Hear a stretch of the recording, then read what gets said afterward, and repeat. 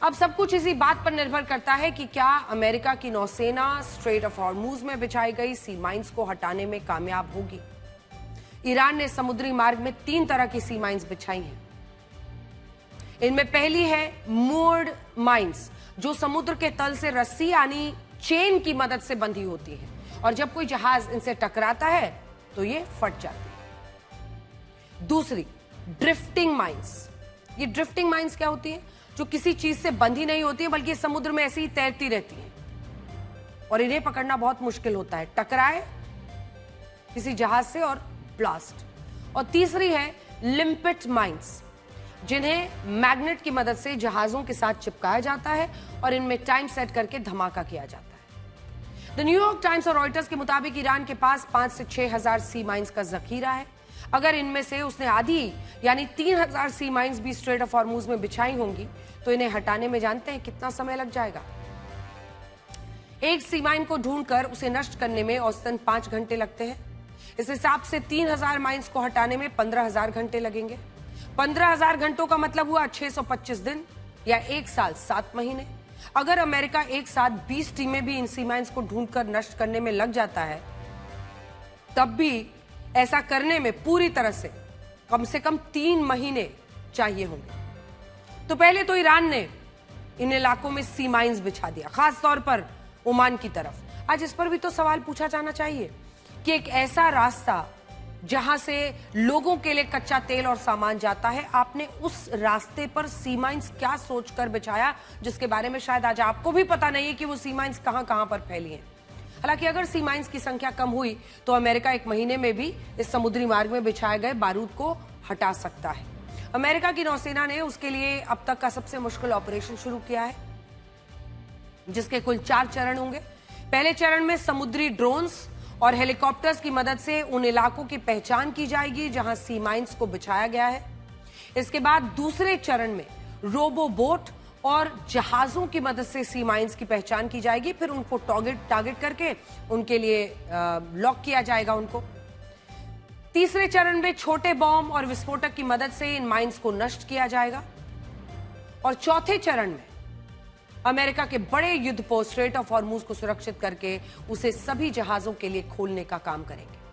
हालांकि जिस तरह की अभी स्थिति है, अमेरिका पर भी हम भरोसा नहीं कर सकते, क्योंकि अमेरिका अगर स्ट्रेट ऑफ हॉर्मूज पर कब्जा कर लेता है, फिर कई बार वहां पर टैक्स वसूली की बात, टोल वसूली की बात खुद डोनाल्ड ट्रंप कर चुके हैं। ऐसे में सवाल ये उठता है कि जिस तरह से पहले ये रास्ता लोगों के लिए खुला हुआ था, उसी तरीके से स्टेटस को वापस इसे स्थापित करना जरूरी है। इनमें USS Frank E Peterson, USS Michael Murphy को अमेरिका ने तैनात भी कर दिया है, जो स्ट्रेट ऑफ हॉर्मूज में पहुंच चुके हैं। हालांकि ईरान के प्रेस टीवी ने एक नया वीडियो जारी किया है, जो हमने आपको शुरू में ही दिखाया था कि ईरान की चेतावनी के बाद अमेरिका के ये दोनों युद्धपोत पीठ दिखाकर भाग चुके हैं और अब ईरान कह रहा है कि अगली बार ये आगे बढ़े तो वो इन्हें निशाना बनाने में भी पीछे नहीं हटेगा। इसके अलावा अमेरिका ने लिटोरल कॉम्बैट शिप्स भी स्ट्रेट ऑफ हॉर्मूज में भेज दिए हैं, जो माइंस को ढूंढेंगे, उन्हें नष्ट करेंगे, तब तो जाकर ये रास्ता सबके लिए सुरक्षित हो गया। अमेरिका इस युद्ध में ऐसे हेलीकॉप्टर्स का भी इस्तेमाल कर रहा है जिससे सी माइंस को ढूंढकर उन्हें नष्ट करने में ज्यादा महीने ना लगे।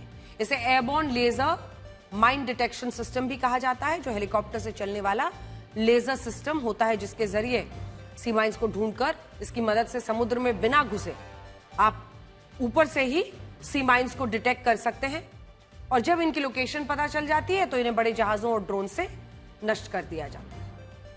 इनमें भी 2 ड्रोन्स बहुत महत्वपूर्ण हैं। एक है नाइफ फिश ड्रोन, जिसका वजन लगभग 8000 किलोग्राम होता है।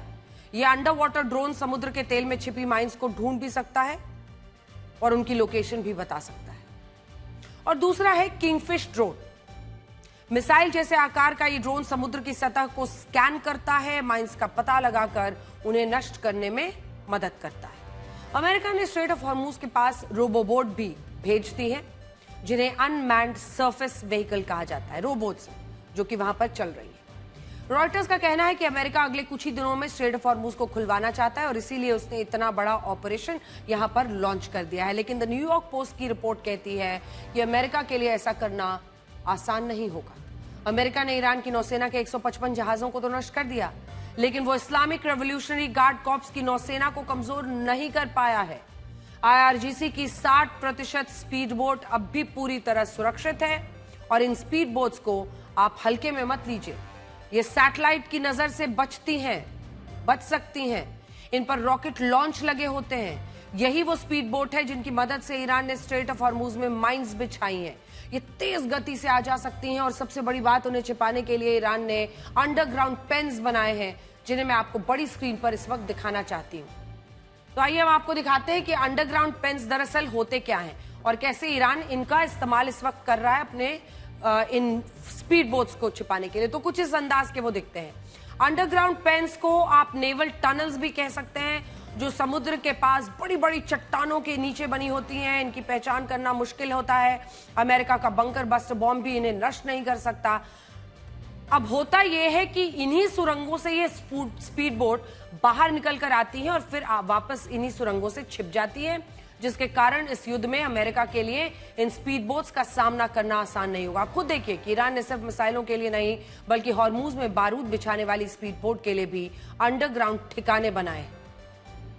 और इससे यह तो पक्का है कि हॉर्मूज में अगर युद्ध छिड़ा तो यह खतरनाक होगा, खतरनाक रूप लेगा और यहां अमेरिका के लिए लड़ाई आसान नहीं होगी। देखिए,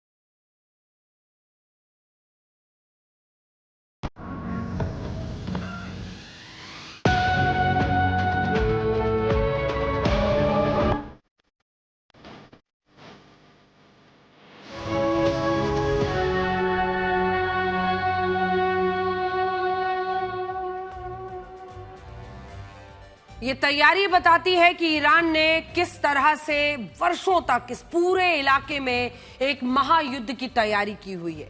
ये तस्वीरें बताती हैं कि यहां पर ईरान को एडवांटेज होम ग्राउंड है। ये तस्वीरें बताती हैं कि ईरान ने हर कदम पर अपने आगे के कदम सोचे हुए हैं। उसने ये तय किया हुआ है कि अमेरिका क्या करेगा, उसका काउंटर अटैक ऐसे में क्या होगा।